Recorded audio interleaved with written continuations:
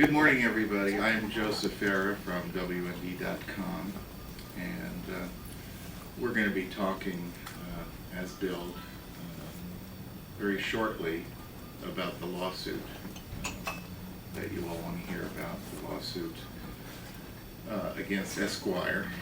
But before we get there, I want to bring a couple of people forward to provide some background. Very important background, I think, to that lawsuit.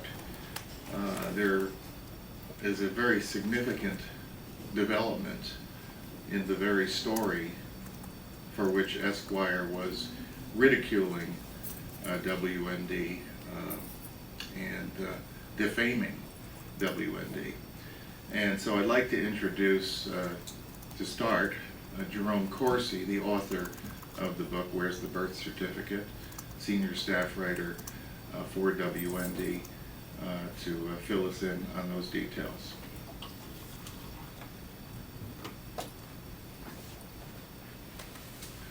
Thanks, Joseph. And I'm the author of Where's the Birth Certificate?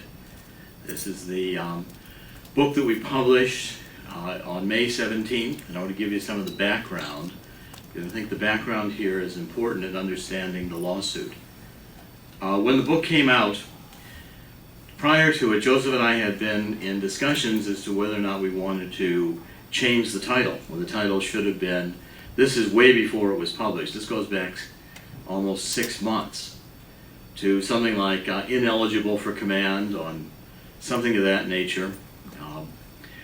But we decided that basically we wanted to keep the title the same, because the issue was, could we really force the release of a birth certificate from the White House? And then in early February, I got notified, I have one of my really top intelligence sources in Hawaii told us that a person we've had in the Department of Health in Hawaii, who's been a mole to us, giving us information, said that the birth certificate had been forged and was now in the logbook. Prior to this, the birth certificate didn't exist. When Governor Abercrombie made the search for the long-form birth certificate, he was not able to discover it, just found notations in the file. And Joseph and I went back again and said, well, shall we again change the title of the book? And the argument was, no, we'll keep it exactly at Where's the Birth Certificate, because the birth certificate that's going to be released is likely to be a forged document. And if we can force that, we might suffer some public relations setback. People say, oh, where's the birth certificate? It's here on the White House website, ha ha. I said, but if they do that, it's in fact not really understanding that that birth certificate needs to be subjected to forensic examination. And if we could force the release of a fraudulent birth certificate, everything changed. And in fact, it did. On April 27th, when President Obama came forward into the press room and said, this is my birth certificate, suddenly the president is now in the chain of evidence. It's no longer possible to say, one of my subordinates or someone not associated with me produced the short form certificate of live birth. I'm not responsible for it. No, you've got now the President of the United States saying, this is my birth certificate.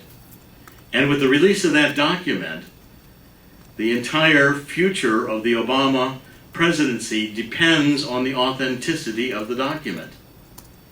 And with a year and a half left in the presidency, Senator Joseph, I think we'll be able to have the book established as a bestseller, and the book became a New York Times bestseller, despite the efforts of groups like Esquire to kill the book.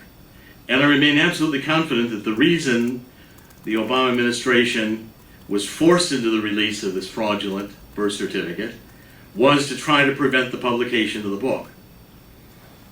That was a key element, I believe, in the decision to suddenly produce a document that hadn't existed for 3.5 years. If this birth certificate existed 3.5 years ago instead of 20 minutes ago, why didn't the White House release it when it was first requested in 2008? Instead of having to go through all this discussion and explanation about the Hawaii Department of Health won't get long-form birth certificates released.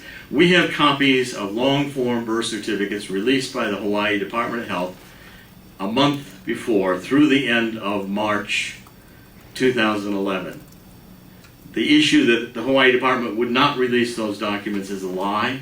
We have proof that they were releasing the documents to people who paid the fee and followed the Hawaii law, which has not yet been changed, that allows people access to their vital records. So when we had the release of this forgery, this fraudulent document, everything changed. Now, in fact, you've got a document the president is responsible for, one that needs to be undergo a forensic examination to determine if it's a forgery or not.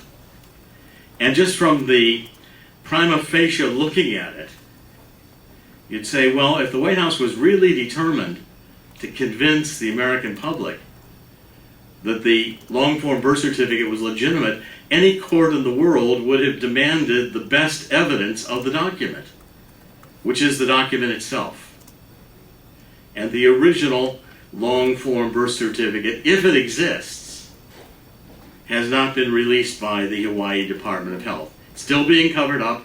It's still being held in the vault. It's still being shown to no one. We have no corroboration from the Kapiolani Hospital of the patient records of Ann Dunham. We have no confirmation from the patient records of Dr. Sinclair that he actually delivered the baby. All of these records, again, remain under seal as part of a continuing cover-up. And if you read Where's the Birth Certificate, as I think now thousands of Americans are, the book documents and demonstrates, first of all, there are more eligibility questions that have not been examined than just where Obama was born. Obama was born on the steps of the White House. His father was Kenyan, which means at birth Obama was a dual citizen of the Commonwealth of Great Britain and of the United States, with Kenya having been a Commonwealth country. A dual citizen is not in the definition of a natural-born citizen, which I think gets supporting evidence from the Senate resolution 511 that was passed for John McCain, which specified McCain had 2 U.S. citizen parents at birth. Barack Obama co-sponsored that resolution and knew he could not meet its criteria. Barack Obama did not submit his birth credentials to the Senate for an equal examination. In fact, in the 125 exhibits in this book, the second from last is a Congressional Research Service report that documents Obama never submitted his birth credentials to any government agency. It's a loophole in the Constitution. Constitution, Article 2, Section 1 requires a president to be a natural-born citizen, but yet the Constitution does not empower any group or institution of government to be responsible for checking birth credentials of presidential candidates.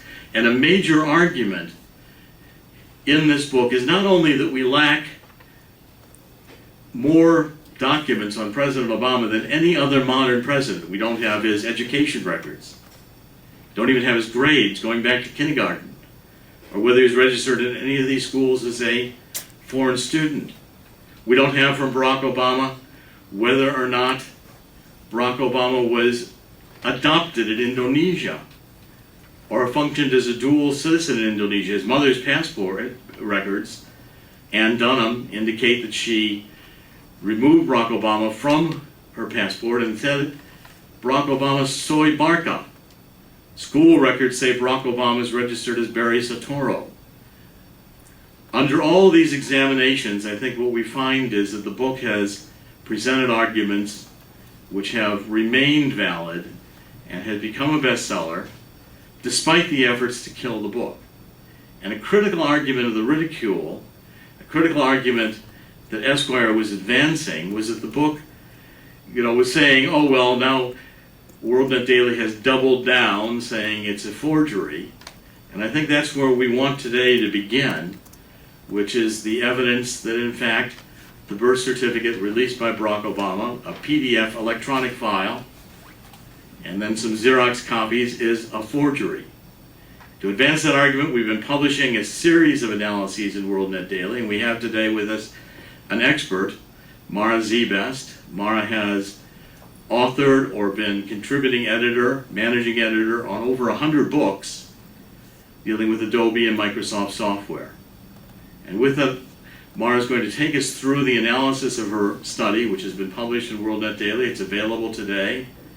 And Mara will give us the main points of her conclusion that the document is a forged document. Mara?